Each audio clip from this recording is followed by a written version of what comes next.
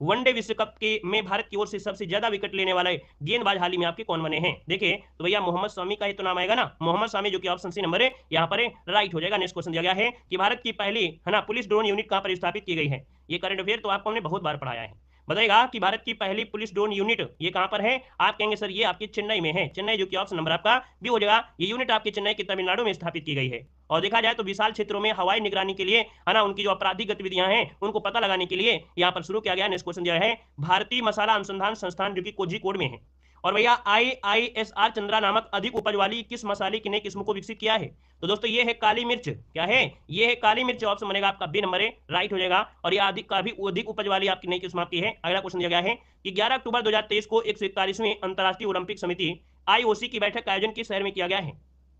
IOC की बैठक का आयोजन किया गया है वो आपके कहां पर किया गया है? यहाँ पर जवाब देना है। आप कहेंगे सर ऑप्शन नंबर है यहाँ पर सी हो जाएगा, मुंबई में। कहां पर है? मुंबई, जो कि ऑप्शन नंबर आपका सी राइट हो जाएगा। नेक्स्ट क्वेश्चन दिया गया है, कह रहा है अंबुबाची मेला। देखिए ये भी क्वेश्चन आ गया, अंबुबाची मेला कहां पर आयोजित किया जाता है?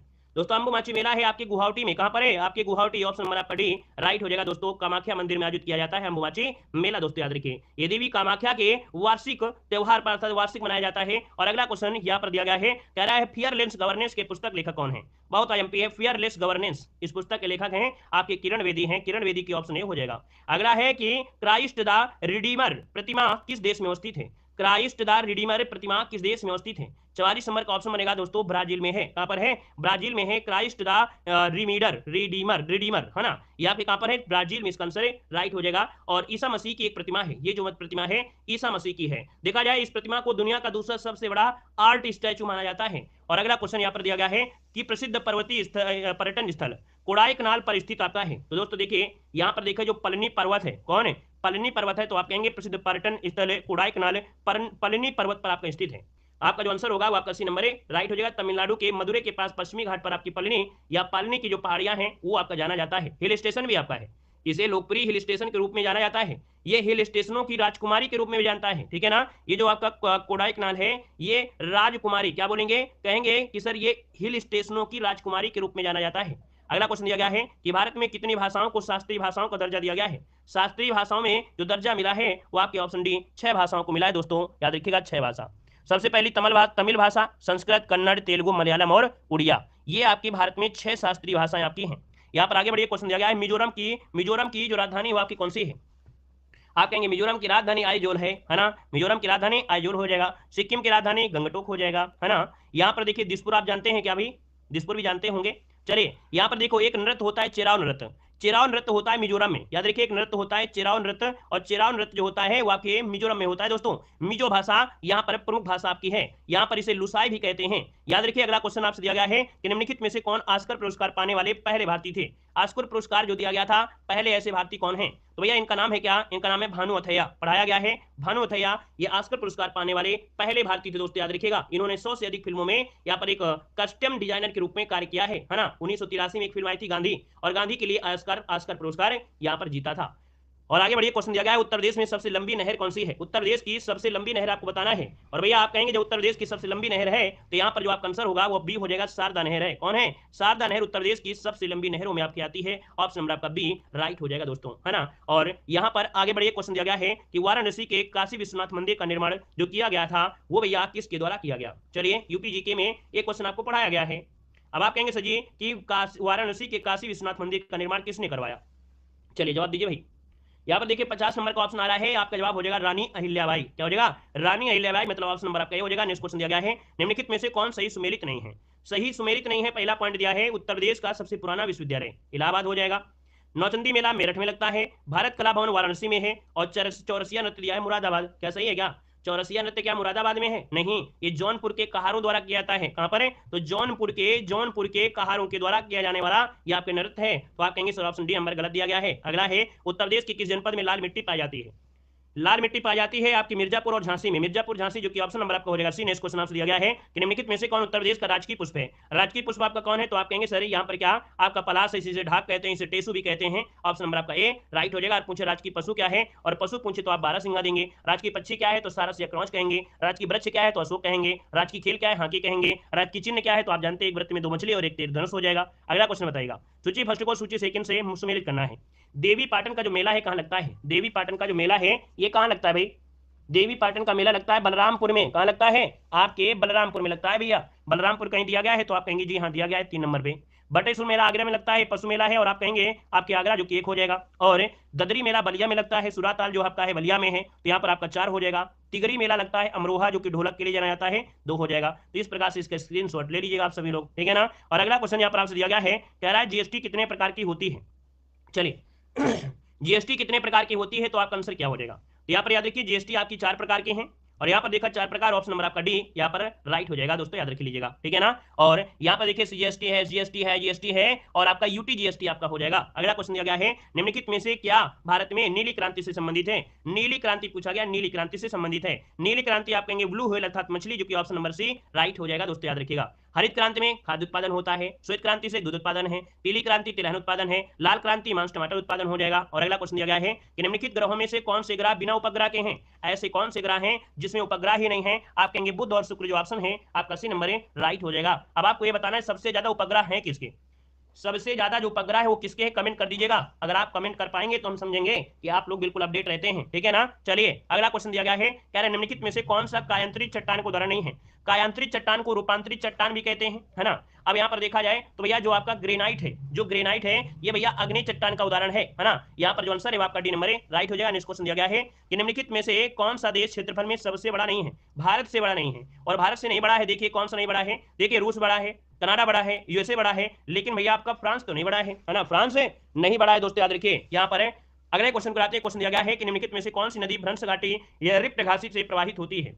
चलिए भैया रिप्ट घाटी से आपकी ताप्ती नदी है, जिसे तापी कहते हैं, भ्रंश या रिप्ट घाटी से होकर प्रवाहित होती है। इसके साथ साथ जैसे नर्मदा नदी है वो भी आपकी रिप्ट घाटी से ही प्रवाहित होती है। अगला कह रहा है कि वेद त्रयी किसे कहते हैं। वेद त्रयी जो कहते हैं वो किसे कहते हैं। और वेद त्रयी में आता क्या क्या है, वेद त्रयी में आता है ऋग्वेद, यजुर्वेद और सामवेद आता है। पहला ही ऑप्शन आपका ऋग्वेद, यजुर्वेद और सामवेद इसका आंसर हो जाएगा दोस्तों, याद रखिए इनको मिलाकर बोलते हैं वेद त्रयी कहा जाता है। क्लियर है। और अगला क्वेश्चन यहाँ पर दिया गया है कि राष्ट्रकूट वंश का संस्थापक कौन था।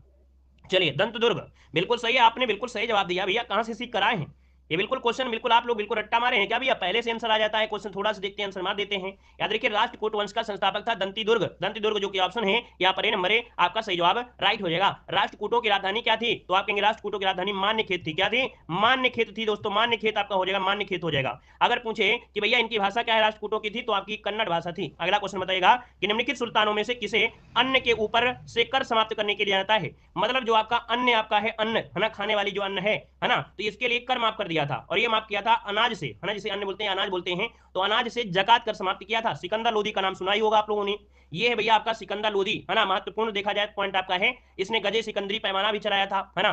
फारसी में गुलरुखी उपनाम से कविता भी लिखा था, है ना। और यहाँ पर अगले पॉइंट में आते हैं, पॉइंट दिया गया है कि निम्नलिखित में से किसने वर्ष 1784 ईस्वी में एशियाटिक सोसाइटी ऑफ बंगाल की स्थापना की। एशियाटिक सोसाइटी ऑफ बंगाल, ये है आपके विलियम जोन्स, कौन है यहाँ पर, सर विलियम जोन्स, जिसका ऑप्शन आ रहा है बिल्कुल सही जवाब हो जाएगा। और अगले क्वेश्चन कराते हैं। क्वेश्चन दिया गया है कि निम्नलिखित में से किसने एक नीति तैयार की जिसे व्यापक गत का निधिंस, है ना, व्यापक गत का सिद्धांत या डॉक्ट्रिन ऑफ लैंप के नाम से जानते हैं दोस्तों। यहाँ पर देखा जाए तो भैया विलय जो आपका शुरुआत की थी यहाँ पर डलहौजी ने स्टार्टिंग किया था। 1857 की क्रांति का सबसे बड़ा कारण यही था। यहाँ पर हड़प नीति या इसे व्यापक गत बोलते हैं, डल जो सबका है डलहौजी आपका हो जाएगा। और डलहौजी की बात करते हैं तो ये आपका 48 में आया था, 1848 में, और 56 तक रहा था। अगला क्वेश्चन दिया गया है कि भारतीय संविधान में वर्णित प्रस्तावना में, चलिए भारतीय संविधान में उल्लिखित जो आपकी प्रस्तावना है, प्रस्तावना में कितने प्रकार की न्याय, स्वतंत्रता, समानता, भ्रातृत्व का उल्लेख किया गया है। तो देखिए यहां पर आप कहेंगे भारतीय संविधान में वर्णित प्रस्तावना में 3 प्रकार के न्याय हैं। कितने हैं, तो याद रखिए 3 प्रकार के न्याय हैं, है ना। भारतीय संविधान में जो न्याय है वो आपके 3 प्रकार के न्याय हैं, 5 प्रकार की स्वतंत्रताएं हैं, 2 प्रकार की समानता है और 1 प्रकार का भ्रातृत्व आपका है। अर्थात यहाँ पर सी नंबर लगा दीजिएगा, यहाँ पर सी हो जाएगा। फिर से नोट कर लीजिएगा कि भारत के संविधान में 3 प्रकार के न्याय हैं, 5 प्रकार की स्वतंत्रता है, 2 प्रकार की समानता है, 1 प्रकार का भ्रातृत्व का उल्लेख किया गया है, ठीक है ना। अगला क्वेश्चन दिया गया है भारतीय नागरिकता निम्नलिखित में से किससे प्राप्त नहीं की सकती है। भैया भारत की नागरिकता आपको लेना है ना, तो याद रखिएगा कि धन जमा करने से नहीं मिलेगा, कि भारतीय धन में जमा कर लीजिए, नहीं मिलेगा। बाकी अगर आप कहीं से भाग के आओगे तो जरूर मिल जाएगा आपको, है ना। मोदी जी इतने दयालु हैं कि चाहे वो कहीं से भी आए, बांग्लादेश से आए चाहे पाकिस्तान से आए, सबको मिल जाएगी। याद रखिए यहाँ पर आंसर आपका सी हो जाएगा। बाकी यहाँ पर देखिए आपके अदर सभी ऑप्शन से मिल जाएगा, जमा करने पैसा से नहीं होगा। यहाँ पर दिया है निम्नलिखित में से कौन सा राज्य सबसे अधिक प्रतिनिधि लोकसभा में भेजता है। सबसे ज्यादा प्रतिनिधि लोकसभा में है उत्तर प्रदेश की सीटें सबसे ज्यादा है। तभी कहते हैं ना कि उत्तर प्रदेश को दिल जीत लीजिए, उत्तर प्रदेश का दिल जीत लिया है ना, तो भैया फिर समझो कि राजा ही हो। 31 सीटें राज्यसभा में आपकी हैं और आपके याद रखिएगा इनमें से देखा जाए लोकसभा में आपकी 80 सीटें हैं, है ना। और अगला क्वेश्चन दिया गया है कि निम्न में से किस समिति द्वारा पंचायती राज को संवैधानिक स्थिति प्रदान करने हेतु संस्तुति की गई थी।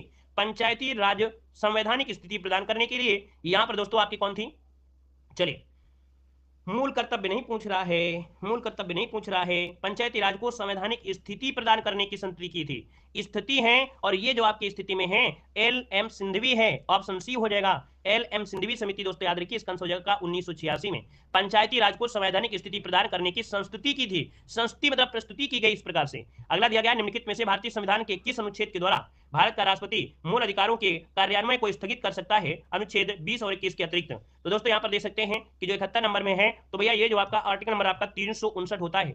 आर्टिकल नंबर जो आपका 359 है, याद रखिए संविधान में इसका वर्णन यहाँ पर किया गया है। यह आदेश जारी कर सकता है, ठीक है ना, लेकिन भैया जो आपका आर्टिकल नंबर 20 है और 21 है इनके अतिरिक्त ही कर सकता है। यहाँ पर अगला क्वेश्चन दिया गया है निम्नलिखित में से कौन सा फूल का नर हिस्सा होता है। फूल का नर हिस्सा होता है, और फूल का नर हिस्सा होता है ये से बोलते हैं पुष्कर, क्या बोलते हैं, पुष्प केसर। ये पुष्प केसर जो होता है ये नर हिस्सा होता है, पुंग केसर या पुष्प केसर जिसे बोलते हैं, ठीक है, पुंग केसर बोल देते हो या कभी कभी इसे पुष्प केसर बोलते हैं। ये पुष्प का नर भाग होता है ना, और जयांग जो होता है स्त्री केसर होता है, जयांग होता है, पुष्प का मादा भाग होता है। अगला क्वेश्चन दिया गया है कार्निया के पीछे एक गहरे रंग की पेशी रचना होती है जिसे कहा जाता है। कार्निया के पीछे है और आप कहेंगे यहाँ पर जो आंसर है 72 नंबर में वो होता है, इसे कहते हैं, बोलते हैं आइरिस। आइरिस को बोलते हैं परितारिका। इसको नोट कर लेना है क्योंकि आप लोगों ने आइरिस जरूर पढ़ा है, अगर आइरिस ना लिखा होता तो गलती कर देते। याद रखिए यहाँ पर परितारिका बोल दीजिए या इसे आइरिस बोल सकते हैं। और यहाँ पर दोस्तों अगले पॉइंट में आते हैं। पॉइंट दिया गया है भूकंप के दौरान कंपनों को मापने के लिए यंत्र का प्रयोग करते हैं। तो देखिए भूकंप के दौरान सिस्मोग्राफ होता है, सिस्मोग्राफ जो आपका है यह अध्ययन होता है, लेकिन भैया इस कितनी स्पीड में आया है, तीव्रता जिसे बोलते हैं। अगर तीव्रता होता तो रेक्टर स्केल लगा देते, याद रखिएगा, है ना। यहाँ पर अगला क्वेश्चन दिया गया है कह रहा है निम्नलिखित में से कौन सा विटामिन सी का, क्या दिया है, निम्न में से दिया गया है, कह रहा है निम्न में से कौन सा विटामिन सी का सर्वाधिक प्रचुर स्रोत है। विटामिन सी यहाँ पर देखिए ऑप्शन सी हो जाएगा। यहाँ पर आंवला जो कि ऑप्शन आ रहा है सी नंबर राइट हो जाएगा। दोस्तों याद रखिएगा लगभग एक आंवला में 100 ग्राम वजन वाले फल में औसत गुणवत्ता देखा जाए तो 800 मिलीग्राम विटामिन सी होता है। 100 ग्राम का अगर आपने आंवला खा लिया तो याद रखिएगा कि 800 मिलीग्राम विटामिन सी प्राप्त हो जाएगा। अगला आपसे कह रहा है कि समुद्री जल में कौन सा खनिज लवण मुख्य रूप से घुला रहता है। गलती नहीं होना चाहिए। 75 नंबर में जवाब लगभग आ चुका है। समुद्र में पाया जाता है भैया क्या, आपके खनिज लवण में समुद्र से क्या निकलेगा, आपके सोडियम क्लोराइड होता है जो कि जीवन के लिए बहुत उपयोगी होता है।